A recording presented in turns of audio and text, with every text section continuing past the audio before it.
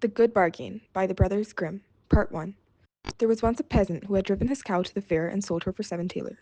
On the way home he had to pass a pond, and already from afar he heard the frogs crying, "Ache, ache, ache, ache!" "Well," said he to himself, "they are talking without rhyme or reason. It is 7 that I have received tonight, not 8." When he got to the water he cried to them, "Stupid animals that you are, don't you know better than that? It is 7 thalers and not 8." The frogs, however, stood to their "Ache, ache, ache, ache!" "Come then, if you won't believe it, I can count it out to you." And he took his money out of his pocket and counted out the 7 thalers, always reckoning 24 groschen to a taler. The frogs, however, paid no attention to his reckoning, but still cried, "Ache, ache, ache, ache!"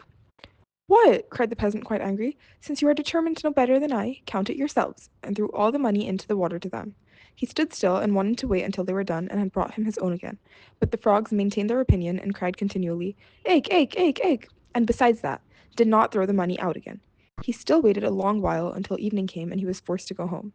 Then he abused the frogs and cried, "You water splashers, you thick heads, you goggle eyes, you have great mouths and can screech till you hurt one's ears, but you cannot count 7 thalers. Do you think I'm going to stand here till you get done?"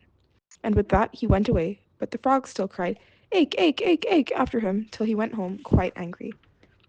After a while he bought another cow, which he killed, and he made the calculation that if he sold the meat well, he might gain as much as the 2 cows were worth, and still have the hide in the bargain. When he got to the town with the meat, a great troop of dogs was gathered there in front of the gate, with a large greyhound at the head of them, which jumped at the meat, snuffed at it, and barked, "Wow, wow, wow!" As there was no stopping him, the peasant said to him, "Yes, yes, I know quite well that you are saying wow, wow, wow because you want some of the meat, but I should fare badly if I were to give it to you." The dog, however, answered nothing but wow, wow. "Will you promise not to devour it all then, and will you vouch for your companions?" "Wow, wow, wow," said the dog. "Well, if you insist on it, I will leave it for you. I know you well, and know who your master is. But this I tell you, I must have my money in 3 days, or else it will go badly for you. You must bring it out to me." With that, he unloaded the meat and turned back. The dogs fell upon it and loudly barked, "Wow, wow!" Part 2. The dogs fell upon it and loudly barked, "Wow, wow!" The countryman, who heard them from afar, said to himself, "Now they all want some, but the big one is responsible to me for it." When 3 days had passed, the countryman thought, "Tonight my money will be in my pocket," and was quite delighted, but no one would come and pay it. "There is no trusting anyone now," said he, and at last he lost patience and went into the town to the butcher and demanded his money.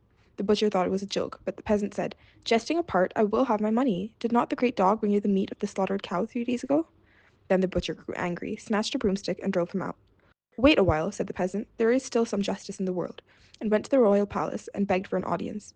He was led before the king, who sat there with his daughter, and asked him what injury he had suffered.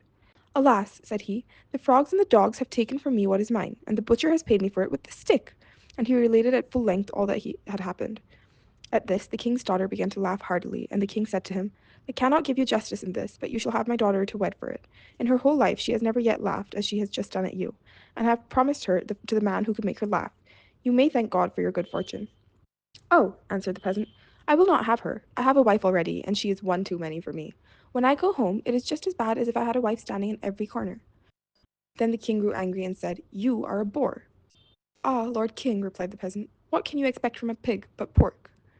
"Stop," answered the king, "you shall have another reward. Be off now, but come back in 3 days, and then you shall have 500 counted out in full." When the peasant went out by the gate, the sentry said, "You have made the king's daughter laugh, so you will certainly receive something good." "Yes, that is what I think," answered the peasant. 500 are to be counted out to me." "Listen," said the soldier. "Give me some of it. What can you do with all that money?" "Because it is you," said the peasant, "you shall have 200. Present yourself in 3 days' time before the king, and let it be paid to you."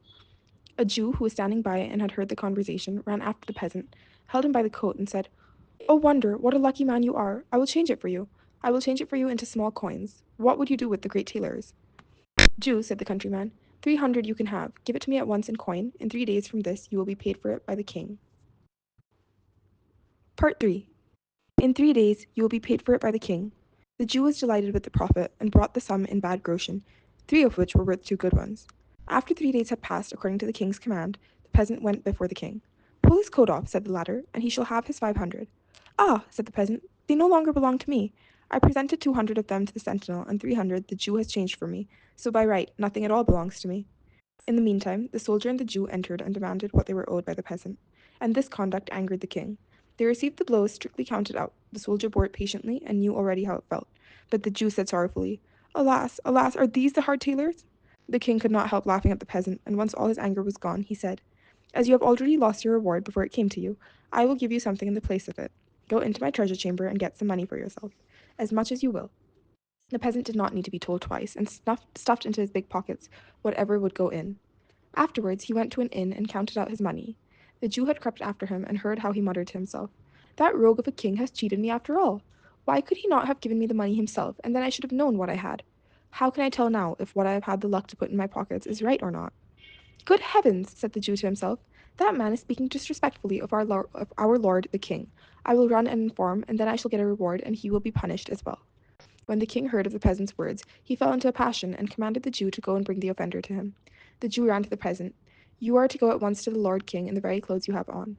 "I know what's right better than that," answered the peasant. "I shall have a new coat made first. Do you think that a man with so much money in his pocket is to go there in his ragged old coat?" The Jew, as he saw that the peasant would not stir without another coat, and as he feared that if the king's anger cooled, he himself would lose his reward and the peasant his punishment, said, "Well, I will out of pure friendship lend you a coat for the short time. What will people not do for love?" The peasant was contented with this, put the Jew's coat on, and went off with him. The king reproached the countryman because of the evil speaking of which the Jew had informed him. "Ah," said the peasant, "what a Jew says is always false. No true word ever comes out of his mouth. That rascal there is capable of maintaining that I have his coat on." "What is that?" shrieked the Jew. "Is the coat not mine? Have I not lent it to you out of pure friendship in order that you might appear before the Lord King?" When the king heard that, he said, "The Jew has assuredly deceived one or the other of us, either myself or the peasant." And again he ordered something to be counted out to him in hard tailors. The peasant, however, went home in the good coat with the good money in his pocket and said to himself, "This time I have hid it."